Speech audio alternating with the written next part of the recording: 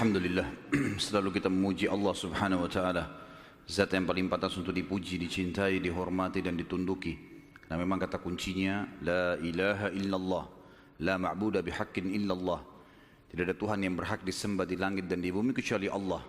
Dan dia telah menggantungkan segala kebutuhan kita yang kita butuhkan untuk roda kehidupan di muka bumi dengan memuji namanya Alhamdulillah. Maka sangat wajar kalau kita selalu mengucapkan kalimat yang mulia ini. Juga kita banyakkan salam hormat kita kepada manusia terbaik yang telah membawa kepada kita hukum halal haramnya Sang Pencipta, sehingga kita punya panduan hidup. Dan juga Sang Pencipta Allah telah menjadikan mengucapkan salam hormat kepada manusia terbaik ini sebagai ibadah buat kita dan pendekatan diri kepadanya.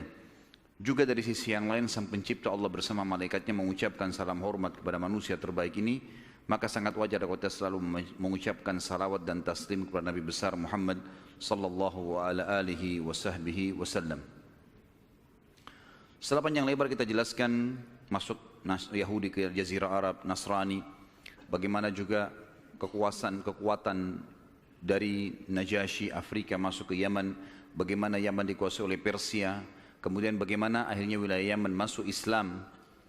Kita akan masuk sekarang lebih dalam lagi membahas tentang kelahiran Nabi sallallahu alaihi wasallam.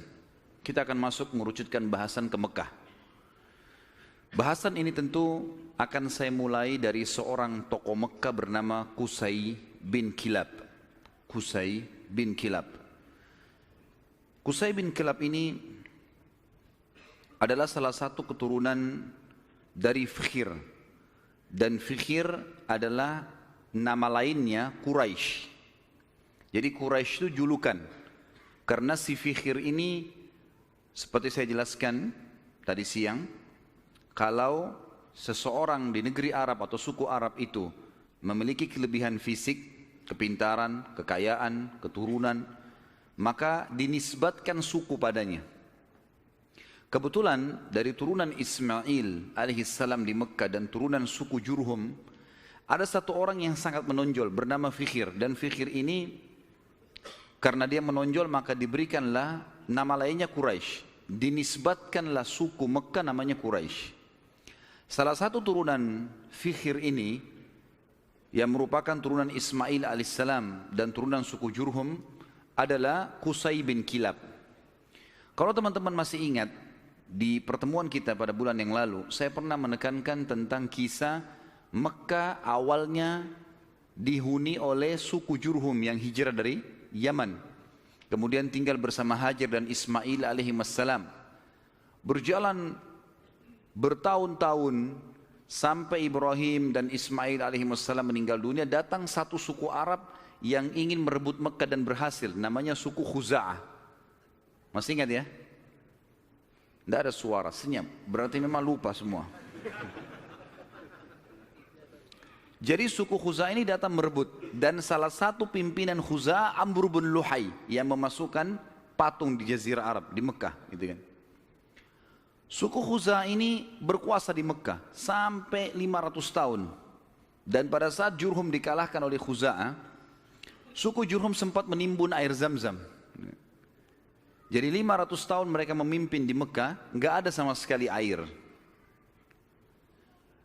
Kita bahas sekarang tentang keadaan satu orang tokoh ini, karena kalau panjang kita ceritakan panjang lebar Mekah ini cukup panjang, tokoh-tokohnya banyak, tapi saya ingin mengerucutkan ke Qusay bin Kilab. Qusay bin Kilab ini salah satu turunan Jurhum dan turunan Ismail alaihissalam. Dia sempat berpikir, bagaimana bisa ini setelah 500 tahun ya? Bagaimana bisa Mekah ini yang tadinya dikuasai oleh suku dia Jurhum dan juga kakeknya Ismail alaihissalam direbut oleh Khuza'ah. Walaupun di Mekah itu suku Khuza'ah sama suku Jurhum sudah berbaur ya, karena sudah terlalu lama ratusan tahun, akhirnya mereka berbaur satu sama yang lain, tetapi tetap kekuasaan kerajaan di bawah kekuasaan Khuza'ah. Qusay bin Kilab lalu memperbaiki keadaan ekonominya. Dia berbisnis, dia berdagang sampai Allah membukakan kekayaan yang sangat banyak. Pada saat itu teman-teman sekalian, Raja Mekah dari suku Khuza'ah bernama Hulail. Hulail ini memiliki seorang anak wanita, anak tertuanya, terkenal dengan kecantikannya, anak raja. Qusay bin Kilab datang dan melamar. Dan pada saat itu dia orang kaya raya, dia punya kedudukan, dihormati di Mekah. Oleh Hulail diterima lamarannya. Selama ini kalau suku Jurhum mau melamar suku Khuza'ah selalu ditolak umumnya. Karena memang ada persaingan dari dulu gitu kan. Mereka berbaur saling transaksi, kalau berdagang, bertetangga. Tapi pernikahan tidak. Pertama kalinya dari suku Jurhum diterima lamarannya. Itu adalah Qusay bin Kilab. Oleh Hulail, kepala suku sekaligus raja, kepala suku Khuza'ah sekaligus raja Mekah. Pada saat dia menikah dengan anaknya Hulail, Qusay ini menunjukkan yang terbaik, ya. Dia patuh, dia bantu mertuanya dan seterusnya, sampai mertuanya meninggal. Waktu mertuanya meninggal, Qusay menjalankan misinya. Dia lalu mengiklankan dan menobatkan diri menjadi raja Mekah pengganti mertuanya. Orang-orang yang dari suku Khuza'ah menolak. Bagaimana bisa kau jadi raja?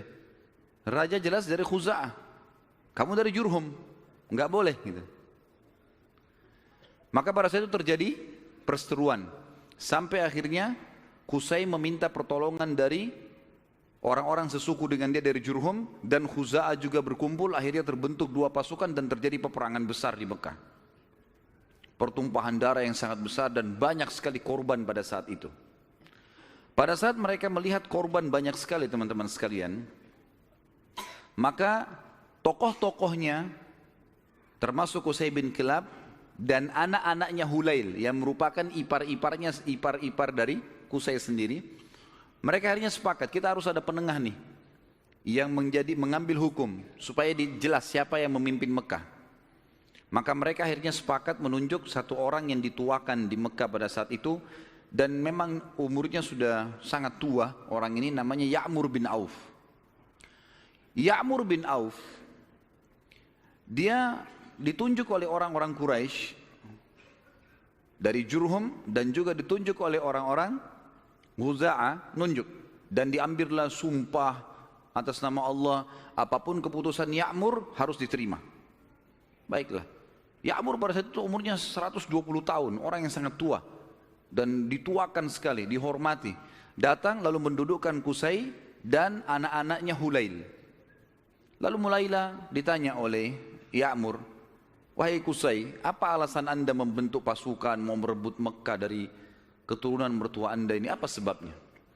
Maka Qusay mengatakan, semua kita ini tahu kisah Mekah ini berawal dari kakek saya yang bernama Ismail. Dan Ismail seorang nabi. Ismail menikahi suku Jurhum, anak kepala suku Jurhum, dan itu turunan kami. Kami yang membentuk komunitas di Mekah, kami yang membentuk ekonominya, kami yang membangun Ka'bah, kami yang semuanya disebutkan. Sementara Qusay menyebutkan ini, anak-anaknya Hulail dari suku Khuza'ah nggak bisa ngomong apa-apa, karena memang semuanya betul. Memang tidak ada. Khuza'ah ditanya, lalu kalian punya apa? Enggak ada. Tidak ada andilnya di Mekah. Cuma datang pasukan dari luar menyerang Mekah, kemudian langsung menguasai. Enggak ada andil sama sekali. Tiba-tiba pada saat itu Ya'mur mengambil sebuah keputusan, mengatakan keputusan yang mutlak, seluruh Mekah, kerajaannya, kekuasaannya, pengurusan jemaah hajinya, pengurusan Ka'bahnya, ya, semuanya untuk Qusay bin Kilab. Maka dengan keputusan ini teman-teman sekalian, Qusay bin Kilab menjadi Raja Mekah. Menjadi Raja Mekah. Dan pada saat itulah kerajaan yang sudah hilang 500 tahun dari keturunan Jurhum kembali. Pada saat itu Qusay melakukan banyak sekali perkembangan di Mekah, di antaranya dia membangun sebuah tempat namanya Darun Nadwa. Darun Nadwa ini oleh Qusay dibuat sangat luas, sangat besar, sebuah auditorium kalau kita sekarang sangat luas gitu kan. Tapi belum ada buku sejarah yang menyebutkan seberapa luas, seberapa dia menampung manusia. Tapi Dari buku-buku sejarah disebutkan Darun Nadwa pada saat itu multifungsi, dilakukan apa saja di situ.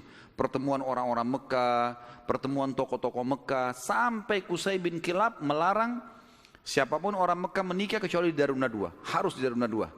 Kalau anak bayi baru lahir, bawa ke Darun Nadwa. Pokoknya Darun Nadwa ini menjadi simbolnya Mekah. Termasuk juga pada saat orang-orang Quraisy ingin memerangi Nabi SAW, nanti kita akan belajar pada saat beliau mau hijrah pun ke Madinah atau mau dibunuh, itu mereka kumpulnya di Darun Nadwa ini. Qusay bin Kilab pada saat sudah mulai tua teman-teman sekalian, dia memperhatikan di antara anak-anaknya, anaknya banyak sekali.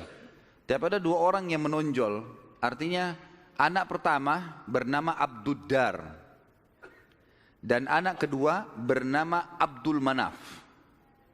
Sudah hafal belum? Ngangguk-ngangguk saja. Allahu alam, faham atau enggak tahu. Abduddar dan Abdul Manaf. Abduddar anak pertamanya si Qusay. Abdul Manaf anak kesekian. Saya tidak temukan anak keberapa, tapi Abduddar karena anak pertama, biasanya kalau dinisbatkan nama seseorang adalah nama anak pertamanya. Jadi Qusay ini dipanggil Abu Abduddar gitu. Tapi Abduddar ini orangnya lemah secara fisik. Dia nggak punya keterampilan, nggak punya kepintaran, sehingga tidak punya kedudukan di tengah-tengah masyarakat. Sementara adik-adiknya semua, terutama Abdul Manaf, menonjol sekali. Punya suara, berdagang, majulah gitu. Maka Qusay ingin anaknya ini, Abduddar, punya kedudukan. Apa yang dia lakukan? Pada saat dia mau meninggal, dia tulis sebuah keputusan surat, kalau saya meninggal, semua kerajaan, semua pengurusan Ka'bah, jemaah haji, itu di tangan Abduddar.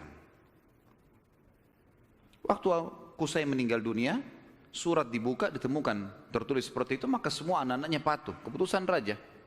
Abduddar akhirnya menjadi raja. Berjalan waktu teman-teman sekalian, Abduddar wafat.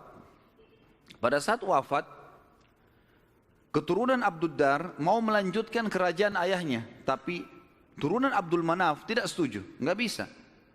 Abduddar ini, paman kami dulu ini, ayah kalian, itu dipilih oleh kakek kita semuanya, Qusay, karena dia nggak punya kedudukan dan kemuliaan. Sudah dikasih dan sudah berhasil. Sekarang nggak bisa kembali kepada kalian. Harusnya ini dibagi rata. Sampai mereka pada saat itu hampir perang satu sama yang lain. Sama lagi. Dicarilah hakim di antara mereka dan akhirnya kesimpulannya dibagi.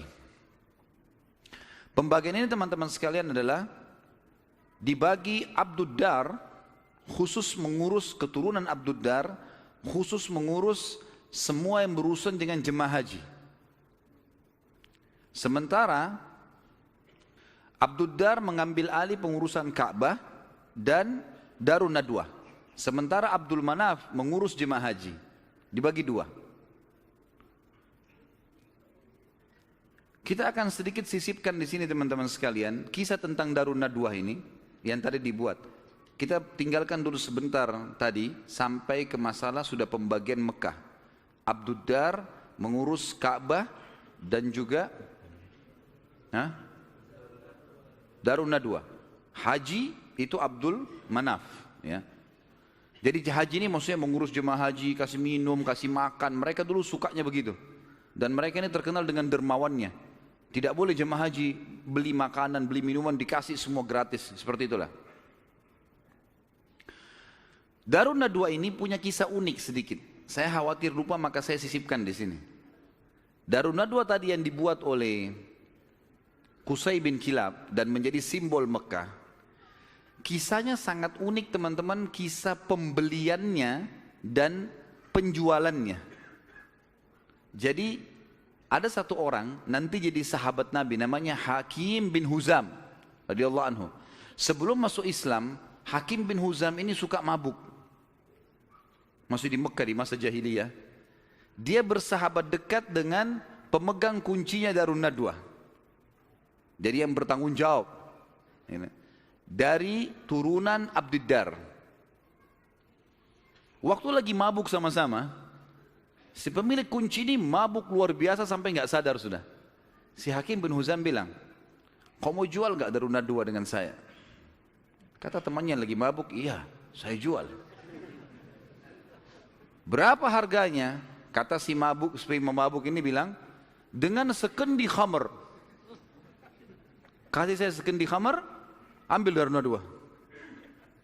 Hakim pada saat itu, dia tidak semabuk temannya nih. Dia lalu panggil saksi-saksi segala macam, dikasih satu kendi khamar. Darun Nadwa ini dijual oleh turunan Abdiddar. Karena sudah ada saksi, ada transaksi, maka selesai. Akhirnya keturunan Abdiddar kehilangan Darun Nadwa gara-gara transaksi ini tadi. Ini Darun Nadwa teman-teman sekalian terus di tangan Hakim bin Huzam sampai beliau masuk Islam. Nabi SAW biarkan saja. Di zaman Abu Bakar dia masih hidup, zaman Umar, zaman Uthman, zaman Ali. Sampai di zaman kekhilafaannya Muawiyah radhiyallahu anhu majma'in, dinasti Umayyah yang pertama berdiri. Muawiyah anaknya Abu Sufyan. Abu Sufyan dulu tokoh Mekah kan gitu. Radhiyallahu anhu majma'in, kan Abu Sufyan juga sempat masuk Islam di pembebasan kota Mekah. Maka pada saat itu Hakim bin Huzam di zaman Muawiyah menjual Darun Nadwa. Dijual sama dia dengan harga 100.000 dinar. Mahal sebenarnya. Tapi Darun Nadwa ini kedudukannya besar di Quraisy. Muawiyah bilang, menghardik dia, hai Hakim, ngapain kau jual Darun Nadwa dengan harga 100.000 dinar? Itu bisa tidak ada nilainya. Peninggalan dari Qusay bin Kilab, gitu kan? Raja pertama Mekah setelah 500 tahun ditinggalkan oleh Jurhum, gitu kan? Maka kata Hakim radhiyallahu anhu, wahai Amir Mukminin, sekarang kita sudah Muslim. Penilaian mulia dan bukan mulia itu bukan dari peninggalannya Qusay bin Kilab, tapi kita pengikut Nabi Muhammad SAW. Dan saya dulu demi Allah membelinya dengan sekendi khamr. Sekarang 100.000 dinar banyak sekali. Dan Anda menjadi saksi bersama dengan seluruh muslimin yang ada di sini, kalau 100.000 dinar ini saya sedekahkan di jalan Allah. Kisahnya begitu. Jadi kisah Darun Nadwa, karena tadi kita sempat singgung, ada proses pembelian lepas dari tangan keturunan Abdiddar dan bagaimana proses penjualannya setelah itu. Tentu sekarang sudah tidak ada semuanya ini, tapi ini kisah pada saat itu. Baik, kita kembali teman-teman sekalian ke kisah kita. Abdul Manaf, tadi kan Abdiddar sama Abdul Manaf. Sekarang Abdiddar sudah kita sebutkan, diantaranya mereka menguasai Ka'bah dan Darun Nadwa. Dan sudah dijual, tinggal Ka'bah, perawatan Ka'bah, kiswahnya segala macam urusan mereka. Abdul Manaf bertanggung jawab tentang jemaah haji, kan itu. Abdul Manaf ini teman-teman sekalian punya seorang anak bernama Hashim. Hashim ini punya anak bernama Syaibah. Garis bawahi nama Syaibah ini. Tadi sudah makan siang belum ini? Banyak nama yang harus dihafal nih. Kita kerucutkan bahasan tentang Abdul Manaf punya anak namanya Hashim. Hashim punya anak Syaibah. Garis bawahi Syaibah ini. Kita akan bahas Syaibah ini. Hashim ini ayahnya Syaibah. Waktu menikah dengan istrinya, ibunya si Syaibah, karena mulianya, ini tradisi jahiliyah dulu ya, karena kedudukan si ibunya Syaibah ini tinggi di sukunya, anak kepala suku, maka ismah itu cerai di tangannya ibunya. Ibunya bisa menceraikan suaminya, hukum dulu. Berjalan waktu, meninggal Hashim. Syaibah ini ikut sama ibunya ke perkampungan ibunya. Ada satu anaknya atau saudaranya Hashim ya. Saudaranya Hashim ini, jadi Abdul Manaf punya beberapa anak, diantaranya Hashim yang punya anak Syaibah, ada juga anaknya yang lain bernama Muttalib. Anaknya si Abdul Manaf ini. Muttalib ini namanya orang, ya. Muttalib ini datang ke perkampungan Syaibah, ibunya Syaibah tadi, lalu dia berkata kepada ibunya, ini ayahnya Hashim sudah meninggal, tapi anak ini keturunan Qusay bin Kilab, ini turunan raja di Mekah. Jangan ditinggalkan di kampung sini. Ikut ke Mekah dengan saya. Siapa tahu nanti dia punya kedudukan di Mekah. Kata ibunya nggak bisa, ikut sama saya. Akhirnya kena cekcok nih, tanda kutip di sini. Maka ibunya Syaibah bilang, ini kita suruh pilih aja dia. Si Syaibah ini mau ikut siapa? Nanti kalau saya sebutin julukannya Syaibah ini baru antum bilang, oh iya itu orangnya. Kata si ibunya, pilih aja, Syaibah suruh milih. Dia mau tinggal sama saya di sini atau ikut sama anda ke Mekah? Lalu Muttalib tanya di depan ibunya, hai Syaibah, ikut sama saya ke Mekah atau kamu tinggal sama ibumu? Kata Syaibah, saya ikut sama paman saya. Ikut ke Mekah. Maka masuklah, pergilah ke Mekah. Waktu itu Muttalib ini naik unta, dia membonceng di belakangnya Syaibah. Muttalib ini teman-teman, dikenal di Mekah, suka beli budak. Ya. Maka waktu setiap hari dia datang masuk Mekah, bawa budak baru.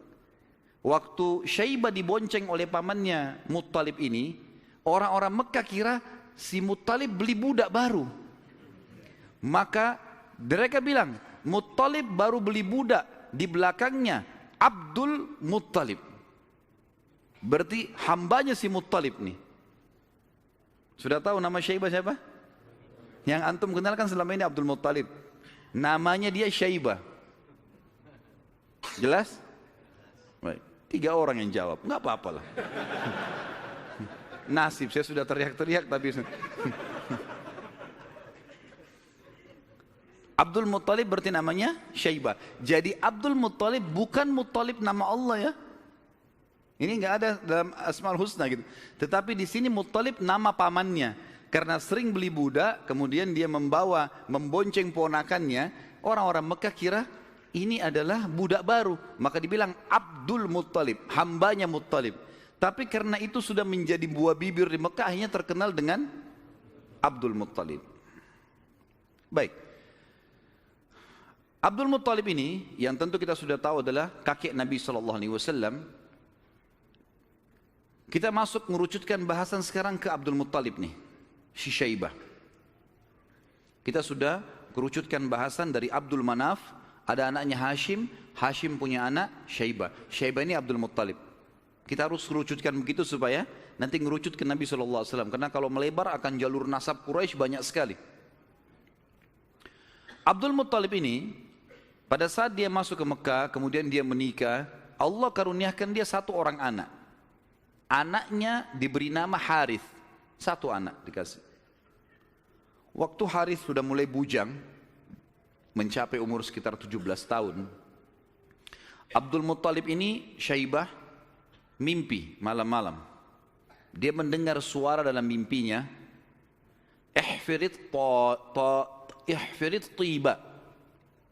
Maksudnya, galilah tiba. Tiba itu sesuatu yang baik. Lalu dia bertanya, mat tiba? Apa itu tiba? Hilang suara itu.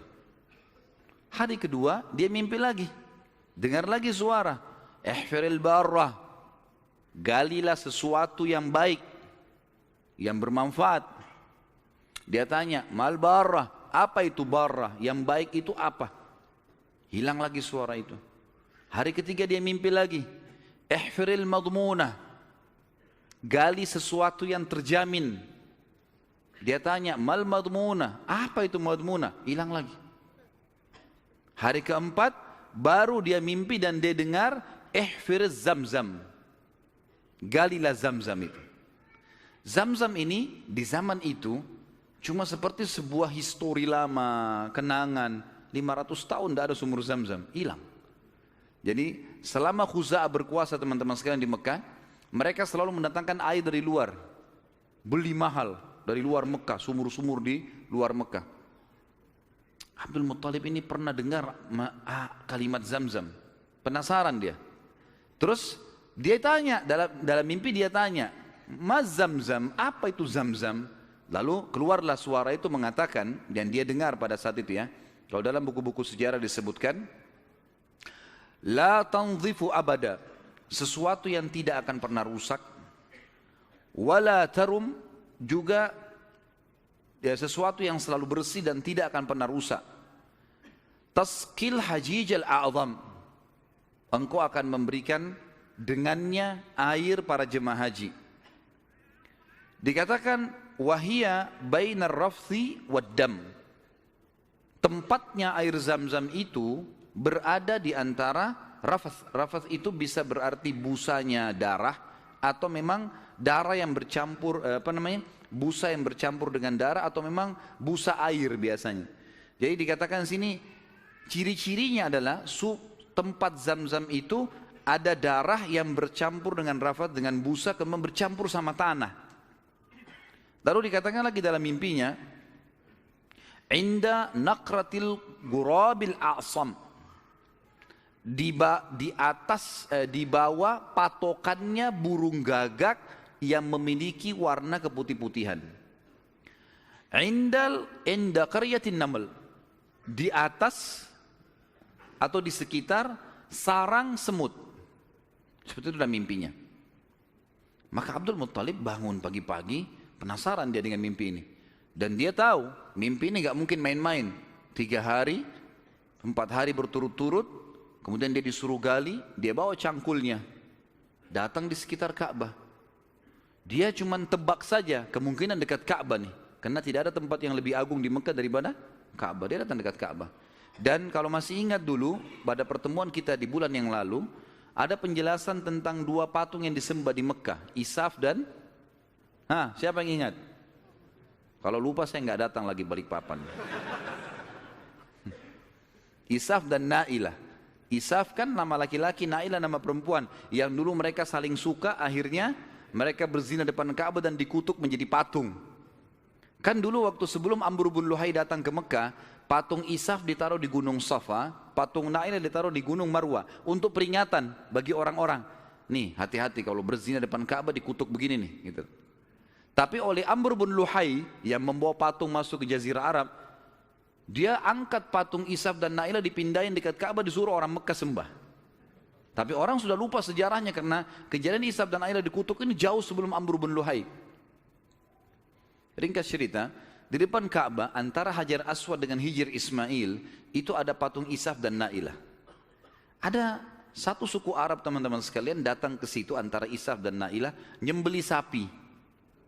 Tiba-tiba pada saat Abdul Muttalib lagi duduk, lagi memperhatikan ke arah Ka'bah di antara Isaf dan Na'ilah, kemudian ada orang nyembeli sapi. Waktu disembeli darahnya ngucur. Darah itu berbusa. Dan karena dia ngucur, jalan sampai berada di sekitar Isaf dan Na'ilah. Dia kurang lebih jangan dibayangkan ini Ka'bah, ini Hajar Aswad dan ini Hijr Ismail. Isaf dan Na'ilah itu ditaruh cukup jauh ya, agak berjarak antara Hajar Aswad jauh ke belakang dengan Hijr Ismail juga jauh. Jadi di kiri kanan ya. Tempat itu sangat luas. Jadi jangan difahami tadi ini misalnya Ka'bah kemudian di sini posisinya, tapi agak jauh di kiri kanan. Maka pada saat itu darah ini ngucur dari patung Isaf itu menuju ke tempat di tengah-tengah di situ. Pada saat itu di tengah-tengah. HP-nya siapa nih? Pada saat itu darahnya ngalir, kemudian darah itu ngalir menuju ke tengah-tengah antara Isaf dan Na'ilah ini, dan ada seperti tempat agak turun di lembah Mekah kan waktu itu masih pasir, lalu darah itu berkumpul di situ. Jadi akhirnya darah sama pasir bercampur. Abdul Muttalib lihat ini isyarat pertama nih. Mimpinya kan tadi darah yang mengalir berbusa yang bercampur dengan tanah, gitu kan. Lalu kemudian dia dekatin tempat itu, darah yang berkumpul itu. Dia temukan tiba-tiba ada burung gagak yang berwarna hitam. Burung gagak biasanya warna hitam ya. Tapi kalau ada burung gagak yang di bagian sayapnya itu ada beberapa bulu warna putih, namanya a'sam dalam bahasa Arab, gurabil a'sam. Maka dia lihat ada burung gagak. Burung gagak ini mengepakin sayapnya dan mematuk-matuk di atas sekitar darah itu. Dia lihat isyarat yang kedua. Isyarat yang ketiga adalah di situ ada sarangnya semut. Dia lihat ke dekat kakinya, ternyata ada beberapa ekor semut yang menggigit kakinya dia. Dia melihat ada lubang di situ. Maka dia bilang kepada anaknya Harith, saya mau menggali di sini. Siapapun jangan mengganggu saya. Maka dia angkat cangkulnya, Tapi kita jangan lupa, ini depan Ka'bah. Orang-orang lagi banyak tawaf waktu itu, walaupun banyak berhala. Dia angkat cangkul, orang jadi bahan perhatian. Tokoh-tokoh Quraisy pada datang semua. Lalu tokoh-tokoh Quraisy mengatakan, hai Abdul Muttalib, apa yang kau lakukan nih? Kata Abdul Muttalib kepada Harith, singkirkan mereka dari saya, sibukkan. Jangan sampai mereka dekatin saya. Terus saja Harith menyibukkan orang-orang Quraisy dan Abdul Muttalib terus saja mencangkul sampai ujung cangkulnya menyentuh bibirnya sumur itu. Sumur Zam-Zam. Dan dengan kuasa Allah, airnya muncrat keluar. Pada saat airnya muncrat keluar, Abdul Muttalib mengatakan Allahu Akbar. Karena memang mereka menggunakan bahasa Arab dan kalimat Allahu Akbar itu sudah biasa mereka ucapkan, gitu kan? Maka orang-orang Quraisy tahu kalau Abdul Muttalib sudah dapat target dan mereka kaget untuk lihat air muncrat, air di depan Ka'bah. Selama ini selalu ambil dari luar. Ini kemuliaan abadi gitu kan. Maka tiba-tiba orang Quraisy datang, hai Abdul Muttalib, air ini kita punya sama-sama. Kata Abdul Muttalib, dari mana sama-sama? Saya mimpi, saya yang cangkul, saya yang dapat. Dari mana kalian punya sama-sama nih? Ribut nih. Abdul Muttalib bilang, ini punya saya. Quraisy bilang, enggak, dikeroyokin Abdul Muttalib pada saat itu. Ribut, akhirnya mereka sepakat panggil hakim lagi. Ini hakimnya nih, cari penengah. Bagaimana caranya supaya ini bisa ditengahi, gitu kan? Insya Allah masalah ditengahi ini kita lanjutkan habis salat Isya. Subhanakallahumma bihamdika asyhadu an la ilaha illa anta astaghfiruka wa atubu ilaik. Wassalamualaikum warahmatullahi wabarakatuh. Assalamualaikum warahmatullahi wabarakatuh.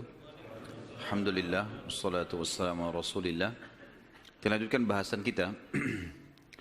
Akhirnya Abdul Muttalib setelah menemukan sumur Zam-Zam, orang-orang Quraisy tetap menuntut untuk dibagi. Dan Abdul Muttalib bertahan, nggak bisa nih. Saya mimpi, saya yang gali, saya yang temukan, gimana kalian merasa punya hak di situ? Ribut, akhirnya dicarilah penengah. Dan pada saat itu mereka tidak lagi ke Ya'mur, tapi mereka pergi ke dukun Bani Sa'idah. Ada satu dukun wanita di Madinah, waktu itu disegani. Dan memang pada saat itu dukun-dukun ini luar biasa pengaruhnya. Pergilah Abdul Muttalib bersama dengan tokoh-tokoh Quraisy. Saya tidak temukan jumlah mereka berapa orang, tapi yang jelas mereka semuanya pergi ke sana. Tiba di kota Madinah, ternyata dukun tersebut pergi ke Khaybar, wilayah lain. Nanti akan ada bahasan masalah Khaybar, tapi yang jelas pergi ke Khaybar. Abdul Muttalib sepakat dengan teman-temannya, kejar aja tuh, kita ke Khaybar. Antara Madinah sama Khaybar cukup jauh dan ada padang pasir yang luas sekali. Mereka belum pernah ke Khaybar sebelumnya, jadi masih menerka-nerka jalan. Di tengah jalan mereka kehabisan air. Mau balik ke Madinah jaraknya jauh. Mau menuju ke Khaybar belum jelas tujuannya. Air habis. Panas lagi sangat terik pada saat itu. Mereka bermusyawarah, kira-kira bagaimana jalan keluarnya nih. Akhirnya orang-orang Quraisy selain Abdul Muttalib sepakat mengatakan, kayaknya kita pasti mati nih. Nggak ada air. Kembali ke Madinah bisa mati tengah jalan, menuju ke Khaybar juga nggak jelas bisa mati tengah jalan. Ya sudahlah, kita pasti mati, lebih baik kita gali kubur saja. Riwayatnya begitu, kisahnya begitu. Gali kubur.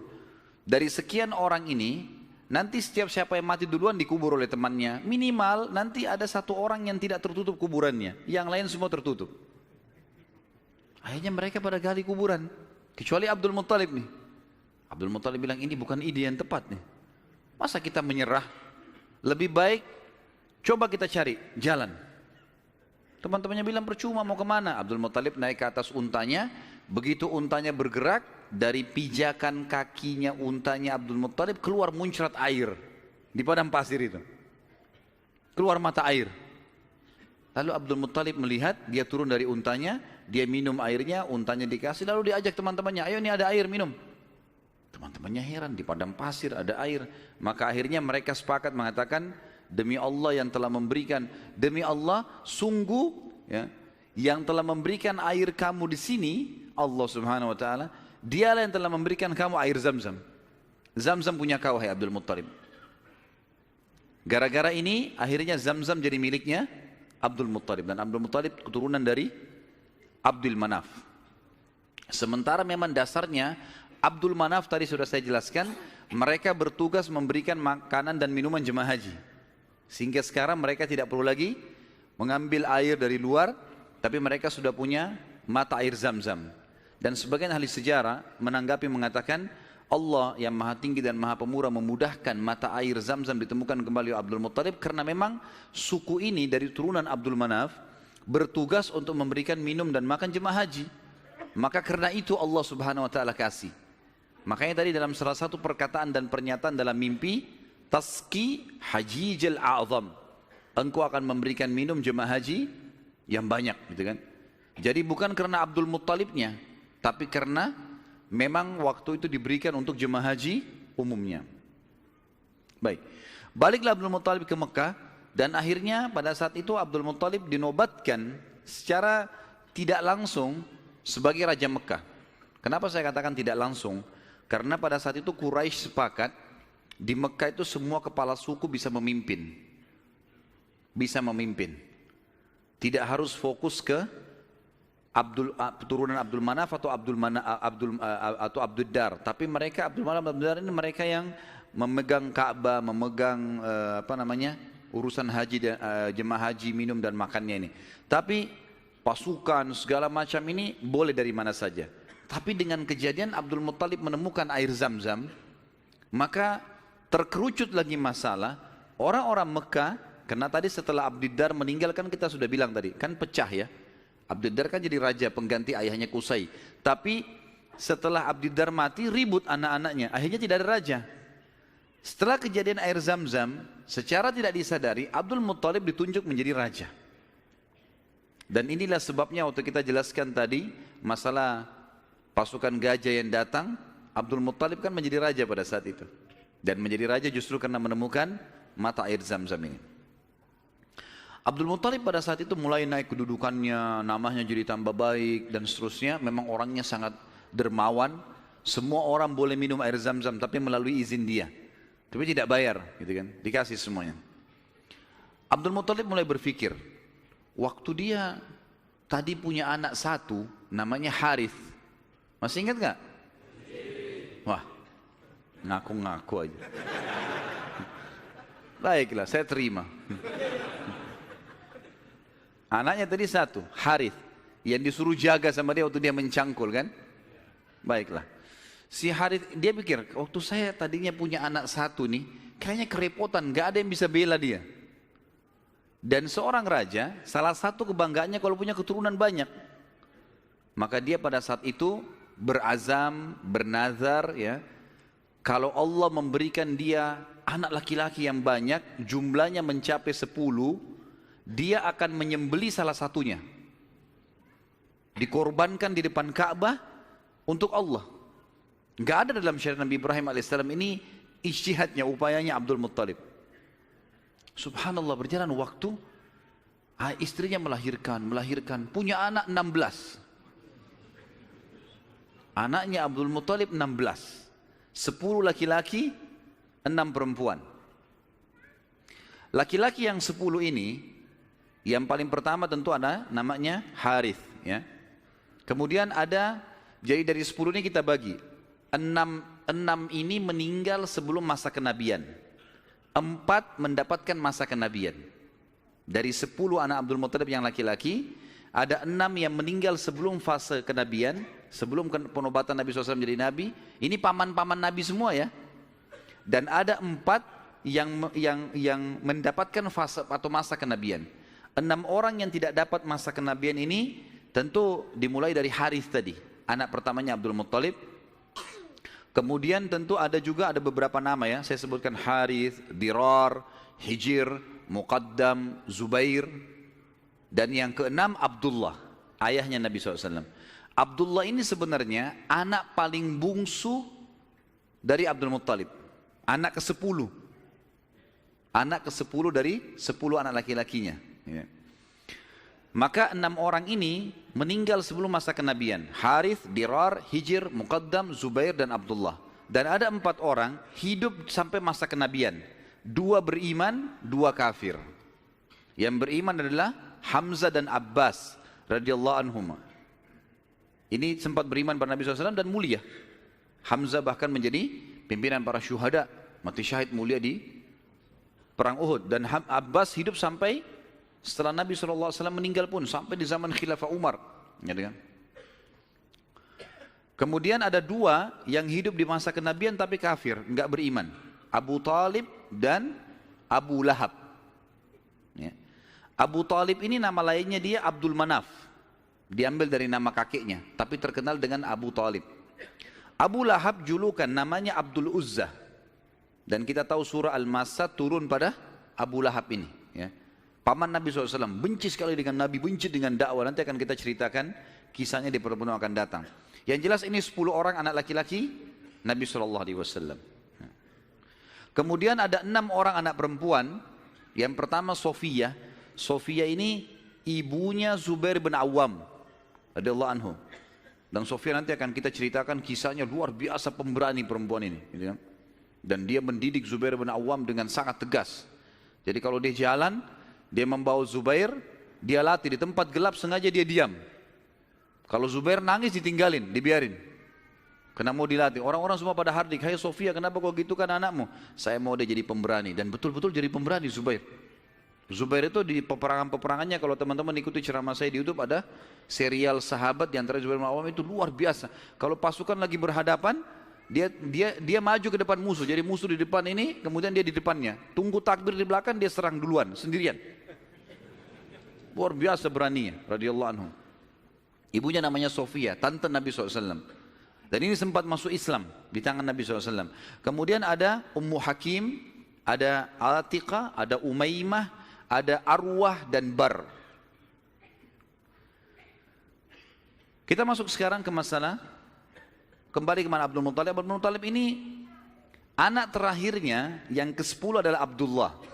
Dan itu ayah Nabi SAW. Abdul Muttalib kan tadi sudah saya bilang dia nazar, kalau punya 10 anak laki-laki, dia akan korbankan salah satunya kan. Lalu dia datang ke dukun di Mekah, dan dia berkata pada dukun itu, acaklah nama anak-anak saya. Tradisi mereka pada saat itu suka sekali mengundi nasib. Kalau di dalam agama kita disebutkan tradisi mereka namanya tatayur, menggandun nasib sama benda atau sama burung. Orang-orang Arab itu kalau orang Quraisy dulu, mereka kalau mau safar, mereka ambil bulu, kemudian mereka tulis safar. Bulu yang kedua tidak safar, bulu ketiga kosong. Dimasukin dalam kotak, kemudian dia ambil salah satunya tidak sambil tidak dilihat. Kalau keluar kata-kata safar, dia yakin di perjalanannya aman. Tradisi jahiliyah, mereka salah pada saat itu tentunya. Kemudian kalau keluar tidak safar, mereka tidak boleh safar. Kalau mereka safar berarti kena musibah. Kalau keluar bulu yang tidak ada tulisannya, maka dia ulangi. Ada cara yang lain sampai dapat safar atau tidak safar ya. Kalau ada tradisi yang lain adalah kalau mengacak nama, maka mereka menulis nama di batu, lalu batu ini dibalik, kemudian ditaruh lalu diacak, dikeluarkanlah. Kalau mereka butuh sesuatu dengan cara seperti itu. Ya. Dan ini ditarik dalam hampir setiap kehidupan mereka, mau beli rumah, mau apa saja selalu ditulis di batu, terus diacak di batu, itu mengundi nasib dengan itu. Abdul Muttalib datang kepada satu dukun mengatakan, tulis nama anak-anak saya laki-laki ini, semua dari Harith sampai Abdullah. Tulis semuanya 10 orang, acak. Siapa yang keluar namanya, itu yang saya korbankan. Dan kalau nama Abdullah selamat, tidak keluar, maka saya langsung eksekusi. Karena Abdullah anak paling bungsu dan paling disayang oleh ayahnya Abdul Muttalib. Seperti itulah. Baik, diacaklah batu ini, diambil batu, keluar namanya Abdullah. Abdul Muttalib berat sebenarnya, ini anak paling bungsu disayang. Musyawarah sama anak-anaknya gimana? Nggak apa-apa ya, acak aja lagi. Acak lagi, yang kedua kali namanya Abdullah lagi. Sampai 3 kali. Namanya Abdullah terus yang diambil, keluar. Padahal ini batu diacak 10 nama. Kata Abdul Muttalib, berarti sudah memang anak ini nasibnya. Bawa Abdullah. Dibawalah Abdullah ini ke depan Ka'bah, ditaruh di atas sebuah batu. Biasanya mereka taruh di situ sembelihan. Taruh kambing, taruh apa, dipegang di atas batu itu, baru mereka sembelih untuk berhala-berhala gitu kan. Ditaruhlah Abdullah, mau disembelih sama dia. Ikat tangannya, ikat kakinya, angkat pedang, mau disembelih. Orang-orang Quraisy lihat, Apalagi yang Abdul Muttalib buat nih. Datang tanya, hai Abdul Muttalib, apa yang kau lakukan? Saya sudah nazar, kalau Allah kasih saya 10 anak, saya sembelih salah satunya. Dan saya sudah acak nama-nama anak-anak saya yang keluar anak ini. Saya mau jalankan nazar saya. Orang-orang Quraisy bilang, gak bisa, jangan. Mereka berusaha tahan. Akhirnya Abdullah ini ditarik-tarik. Ini. Sampai akhirnya, karena ditarik-tarik, ada orang Quraisy yang sempat menarik bagian badannya dan ada yang menarik kupingnya sampai kuping Abdullah itu sempat luka. Maka ada julukan sendiri dikatakan Abdullah yang luka kupingnya, gitu. Ayah Nabi SAW. Baik. Pada saat itu orang-orang Quraisy mengatakan, wahai Abdul Muttalib, sadarlah, kalau kau lakukan ini sementara kamu adalah tokoh masyarakat di Mekah, maka akan menjadi sebuah tradisi nanti ini. Akhirnya setiap orang punya 10 anak laki-laki, satu disembelih. Dan apa kenikmatannya orang kalau sudah punya anak disembelih gitu? Jangan dilakukan. Mari kita berhukum lagi. Cari hakim, kembali kepada wanita dukun di Madinah, suku Sa'idah tadi, yang tadi pada saat pertama mau cari air Zam-Zam, mau miliknya siapa air Zam-Zam, kan mereka ke Madinah, tapi dukunnya kan pergi ke Khaybar, nggak ketemu, tidak sempat ketemu, akhirnya dapat air dari telapak kaki untanya Abdul Muttalib. Sekarang nggak, mereka pergi lagi ke sana ke Madinah, ketemu sama dukun itu, tanya bagaimana nih. Tentu ini bukan kita sedang mempromosikan dukun, dukun haram dalam agama. Setelah Islam datang nggak ada dukun ini. Kata Nabi SAW, siapa yang datang kepada dukun bertanya saja, bertanya. Terka tangannya, terka apa segala macam, tidak diterima sholatnya 40 hari. Yang datang bertanya, percaya kufur kepada apa yang diturunkan kepada Muhammad SAW. Tapi kita sedang merentet histori pada zaman itu ya. Baik, pada saat itu teman-teman sekalian, dukun ini ditanya, berapa dia? Dia itu denda. Berapa dendanya orang di Mekah Quraisy kalau ada yang membunuh? Kata Abdul Muttalib, 10 ekor unta. Jadi kalau orang membunuh, supaya dia tidak dibunuh, dia harus bayar ke walinya orang yang dibunuh 10 ekor unta. Kata si dukun, tulis namanya Abdullah di batu, tulis juga 10 ekor unta di batu yang lain. Balik, acak. Ini ngundi nasib terus ini. Acak.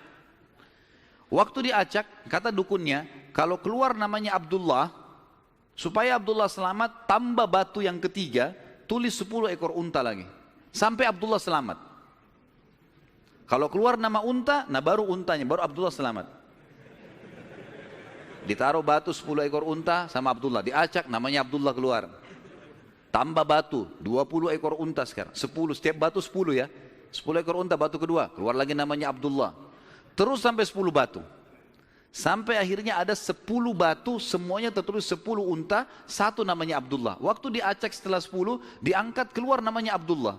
Dan ini pastilah 10 batu semuanya unta, gitu kan. Semestinya secara rasional gitu ya. Tapi ini pada saat itu keyakinan orang. Abdul Muttalib bilang, saya nggak percaya, saya belum puas nih. Coba acak lagi, diacak lagi, diambil unta sampai 3 kali. Kata Abdul Muttalib, baiklah. Kalau begitu saya akan sembelih itu 100 ekor unta. 100 ekor unta. Karena setiap batu 10, ada 10 batu, maka 100 ekor unta. Pada saat itu akhirnya dengan kejadian ini Abdullah selamat dari sembelihan atau dikurbankan. Dan Nabi SAW berkata dalam sebuah hadis, Ana ibnu Dzabihain. Saya keturunan dari 2 orang yang hampir disembelih. Ismail alaihissalam oleh ayahnya Ibrahim dan Abdullah oleh ayahnya Abdul Muttalib. Baik. Berjalan waktu teman-teman sekalian, Abdullah tumbuh besar dan mulai menjadi seorang pemuda yang cerdas, yang pintar, membantu ayahnya. Maka oleh Abdul Muttalib dinikahkan, dan dinikahkan oleh seorang wanita yang bernama Aminah, dan Aminah dari turunan Abdul Manaf juga, jadi satu jalur, masih sepupu dengan Abdullah. Hanya saja dari Aminah ini, dari paman-pamannya Aminah itu dari penduduk asli Madinah, dari Aus dan Khazraj, dari suku Ansar di Madinah.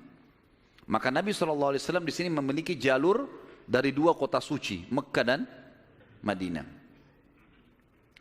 Pada saat sudah selesai melahirkan, baru menikah, beberapa hari kemudian ada tanda-tanda kehamilan di Aminah, Kemudian Aminah pun sempat melihat di dalam mimpinya pada saat akan melahirkan atau pada saat hamil besar, melihat dalam mimpinya ia bermimpi bayi dalam kandungannya ini menyebarkan cahaya, dan cahaya itu menyebar ke seluruh muka bumi. Sebagian athar menyebutkan sampai ke Busra. Busra ini wilayah Irak sana, wilayah Persia gitu.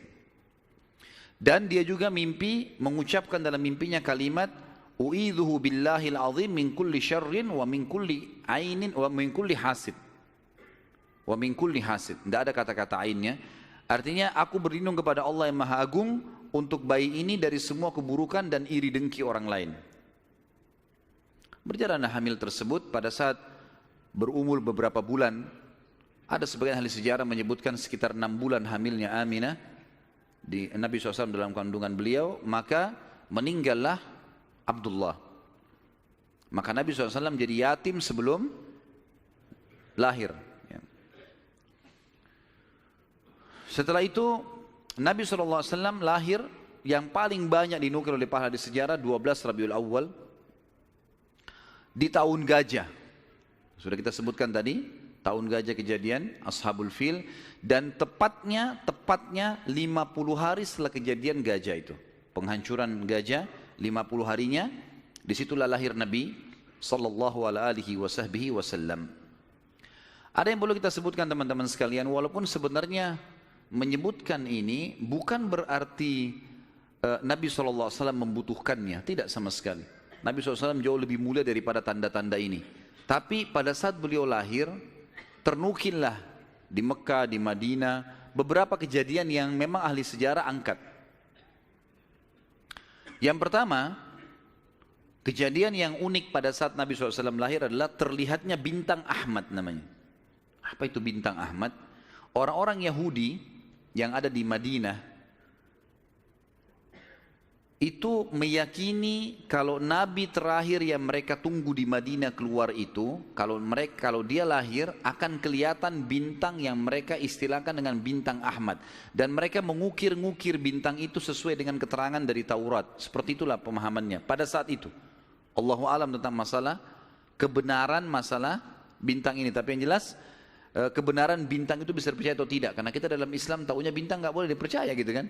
Tapi ini pada saat itu dinukil oleh Hassan ibn Thabit radhiyallahu anhu, penyair Nabi SAW. Kebetulan umurnya dia beda 7 tahun dengan Nabi SAW. Beliau mengatakan setelah masuk Islam, setelah Nabi SAW hijrah ke Madinah, beliau mengatakan pada hari Nabi SAW lahir, aku kebetulan berada di salah satu benteng Yahudi, dan naiklah di malam hari kebetulan salah satu pendeta Yahudi lalu teriak dengan suara keras, wahai Yahudi, hai sekalian kaum Yahudi, sungguh telah terlihat pada malam ini bintangnya Ahmad, dan tidak terlihat kecuali pada saat ia lahir. Dan menurut Hassan ibn Thabit radhiyallahu anhu, memang umurnya beda 7 tahun dengan Nabi SAW, dan pada hari itu memang hari kelahiran baginda Nabi SAW. Yang kedua dinukil oleh para ulama tentang masalah kejadian-kejadian unik adalah Nabi SAW pada saat lagi Aminah melahirkan, maka dikatakan melahirkan tanpa ada rasa kesulitan sedikit pun, jadi sangat mudah. Bahkan sebagian athar menyebutkan Aminah tidak dibantu oleh orang. Tiba-tiba Nabi SAW keluar begitu saja. Dan yang ketiga, pada saat lahir, maka Nabi SAW dalam kondisi mengangkat kepalanya ke langit, seakan-akan orang yang sedang berdoa. Yang keempat, Nabi SAW lahir dalam kondisi sudah terkhitan. Sudah terkhitan. Yang kelima, Nabi SAW lahir juga tanpa terbebani lagi dengan sisa tali pusar. Udah nggak ada. Lahir sudah terkhitan, ya, lahir sudah tidak ada tali pusarnya. Sampai poin di sini, sampai poin kelima ini, 4 poin ya, karena poin pertama tadi itu kejadian di Madinah. Jadi 4 poin ini, Aminah melahirkan dengan sangat mudah, Nabi SAW seperti berdoa ke langit, kemudian terkhitan, kemudian tali pusarnya sudah terlepas. Maka Abdul Muttalib, kakeknya, bangga sekali datang, sangat senang pada saat itu. Dia berkata, sungguh pada cucuku atau anakku ini ada perkara besar. Lalu Abdul Muttalib pun membawa bayi Nabi SAW ke Ka'bah saat baru lahir, dan ia yang memberi nama Muhammad. Yang memberi nama Muhammad. Baik, ada sedikit rahasia masalah nama Muhammad ini. Perlu teman-teman tahu, Nama Muhammad sebelum Nabi Muhammad SAW tidak dikenal oleh orang-orang Arab. Gak ada satupun orang Arab bernama Muhammad pada saat itu. Belum ada. Terus dari mana nama ini? Kok Abdul Muttalib bisa berikan nama cucunya? Ada kisahnya. Jauh sebelum lahir Nabi SAW, Abdul Muttalib pernah jalan-jalan ke negeri Syam bersama dengan 3 orang sahabatnya.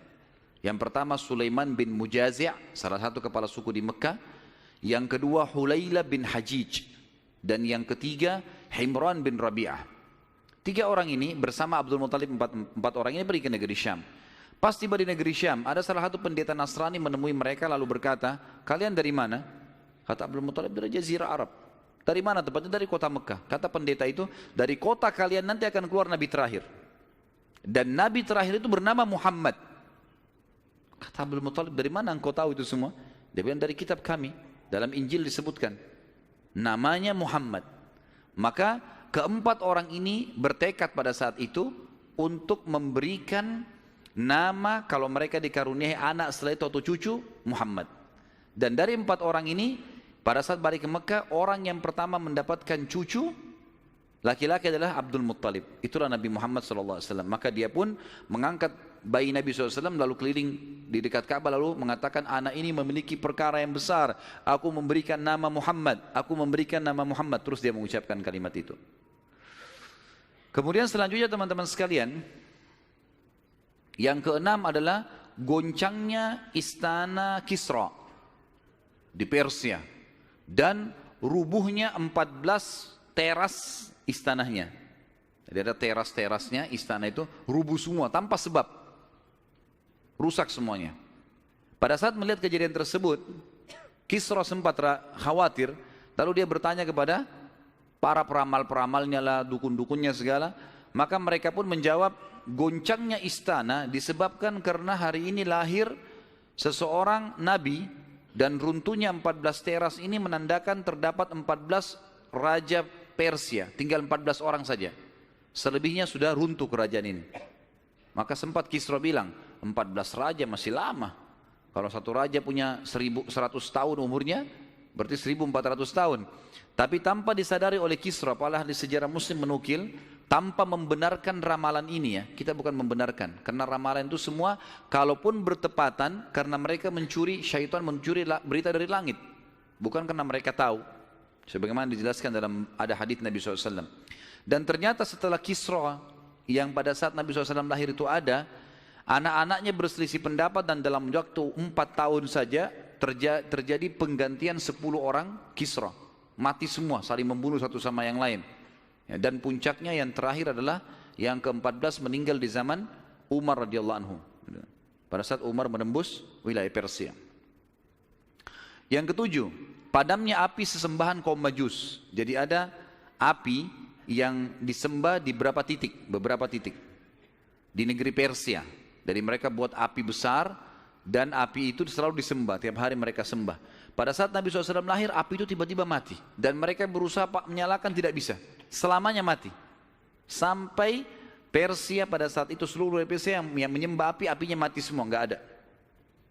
Mereka mau coba nyalakan sampai runtuhnya di zaman Umar bin Khattab, nggak ada api mereka. Nggak bisa lagi mereka nyalakan api untuk disembah ya. Nggak bisa lagi mereka nyalakan.